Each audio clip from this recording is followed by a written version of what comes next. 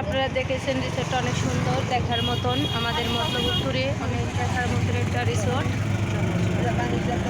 এটা আমাদের মতলব উত্তরে, এটা মতলব দক্ষিণে, মতলব দক্ষিণে। এটা এই জায়গাটার নাম হচ্ছে সর্মচুয়া।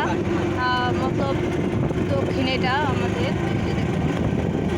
এটা সর্বোচ্চ আমিরাবাদ বলা হয়। সেখানে মানে আমিরাবাদের পরেই বলা হয় এটাকে চর্মচুয়া। ঠিক আছে, এটা অনেক সুন্দর একটা জায়গা দেখার মতো।